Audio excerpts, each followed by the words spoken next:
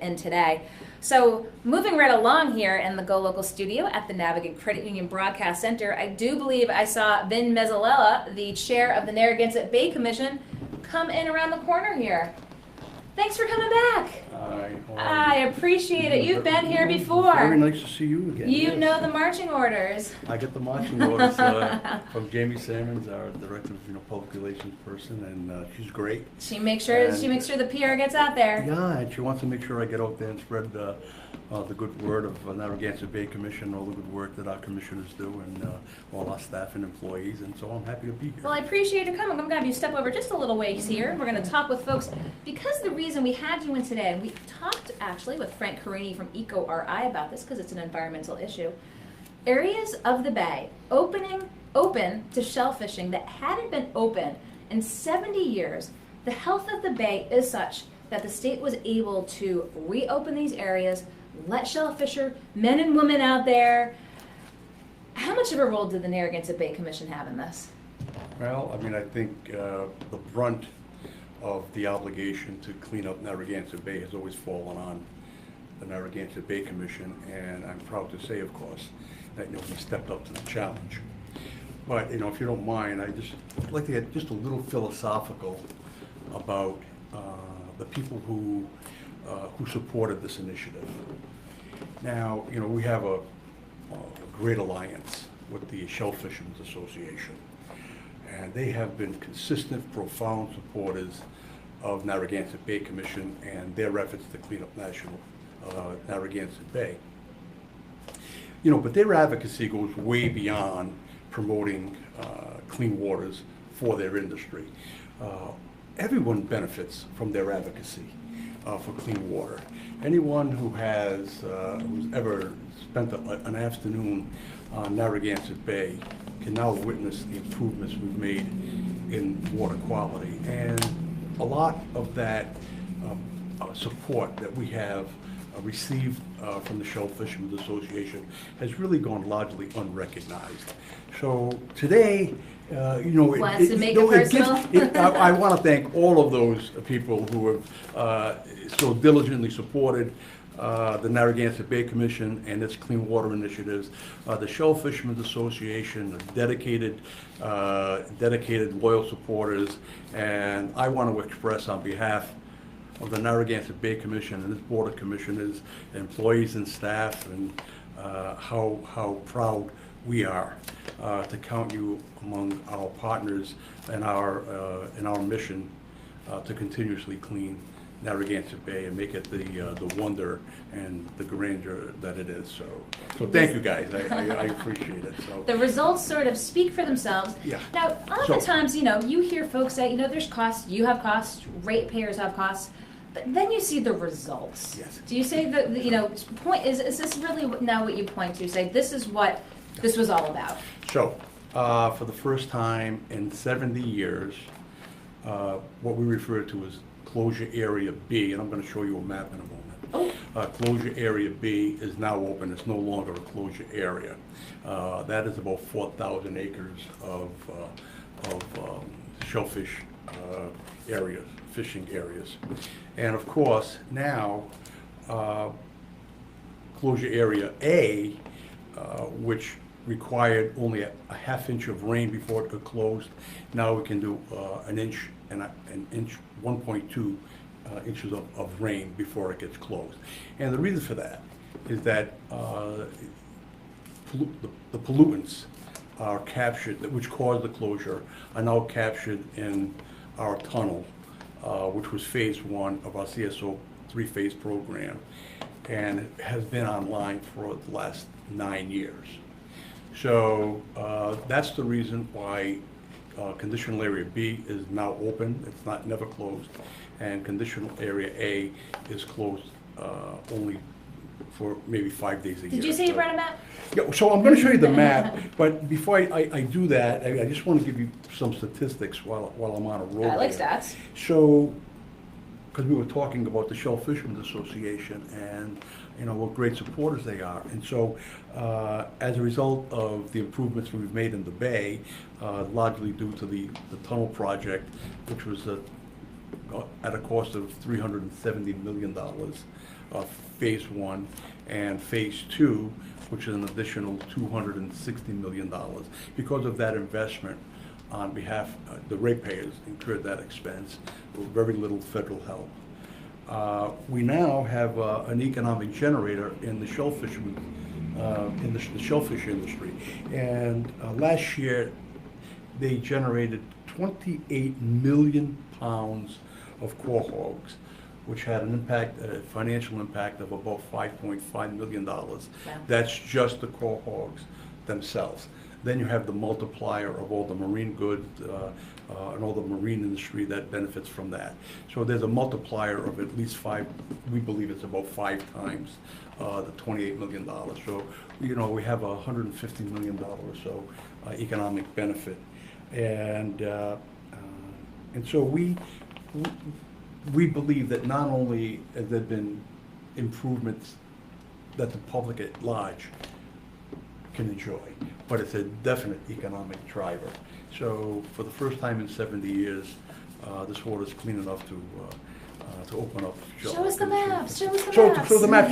So listen, you know, this is pretty difficult to explain, but I don't know if you can key in on this. Well, we'll see here, I'm Tony. going to show it to you. Tony, how good does this look here? And then there's we have a description of the areas, but I would say to you that if you email or call, you know, she's going to love me for this, Jamie Salmon at narrabay.com, jsalmon@narrabay.com, she'll be happy to forward to you this map, which will more precisely describe the area that we're talking about. So this is a description. I'm going to take this. Okay, we'll share. You know, I suppose, well, actually, there is no description. But let's just say that, generally speaking, it's everything south of, I would say, generally East Greenwich and east of Bristol. That's a very broad description. So this was the area that was open, and here's the A and the B, and conditional B. So area B is now, will never be closed because of our tunnel improvement, and area A will probably be closed only 4 or 5 times a year. So I don't know if you could see that. But again, jsalmons@narrabay.com. She'll be happy to send you this map, and you can learn a little more about the former closure areas of Narragansett Bay. And speaking of a little more, you mentioned phase 1. You mentioned phase 2. What of phase 3? All right. So phase 3 is a very significant part of our 3-phase program. As a matter of fact, phase 3 is expected to cost, and these numbers are, you know, it's a moving target. It was originally expected to cost about $815 million. Now we're doing some value engineering, and our program managers now tell us that they expect through value engineering to significantly reduce that cost by at least $50 million and possibly even $100 million. And these discussions are ongoing. Of course, all of this is being done in conjunction with the Department of Environmental Management because we will be held to federal and state standards. And so we will continue to cooperate with the Department of Environmental Management as we develop our plan for phase 3. Phase 3 will be mostly the eastern part of our district and along the Blackstone River. That's a general description of where the tunnel will run. So so phase 3 in layman's term is tunnel work? Well, it's tunnel and also some additional, what we refer to as green projects. We expect to incorporate some stormwater retention if we can. We also like to work in conjunction with the community that we're working in. For instance, we always like to leave an area better than the way we found it. For instance, in the case of Central Falls, we're looking at locating some structures to capture stormwater, but at the same time we capture that stormwater, we may be able to improve the property, the site, such that it may be used for either soccer or baseball or football. So when we leave the site, we're also going to leave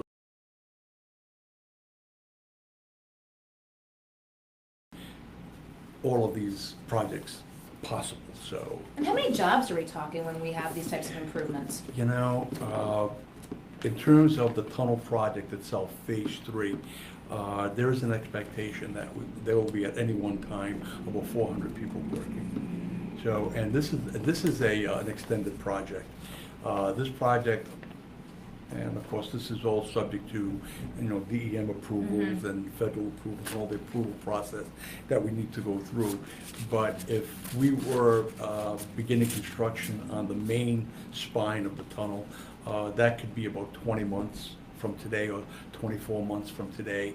The start of?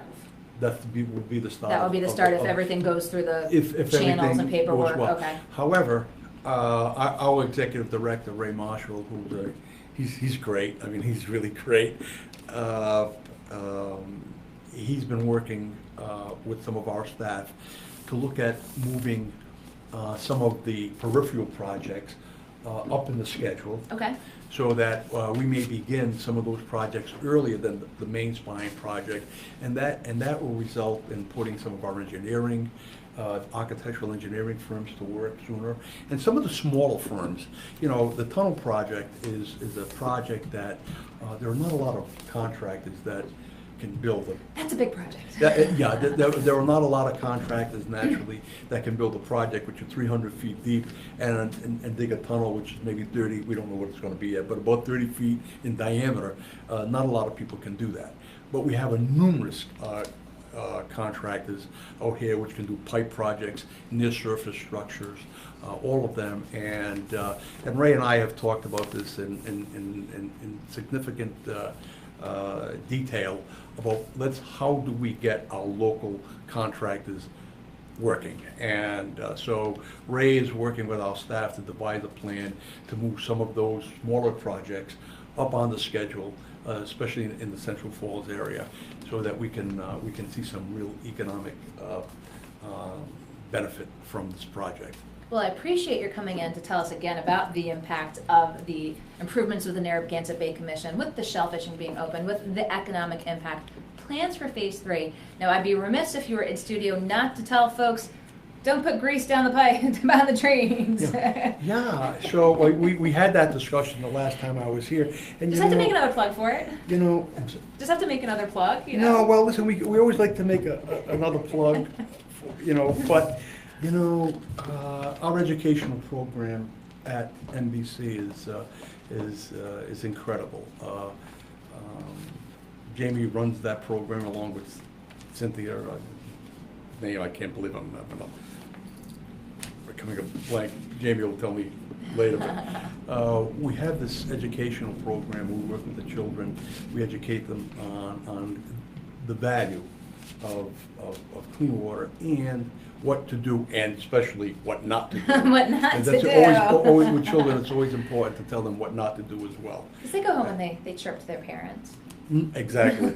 So I think sometimes we have to educate the parents first, but who should know what not to do, but they don't always do that. So don't throw grease down the drains. Anything else you want folks to know while you're in studio here? Well, people are really not aware of how detrimental that can be. It's not their fault that no one's ever really told them, no one's ever really thought about it, especially some of the older generation, even like myself.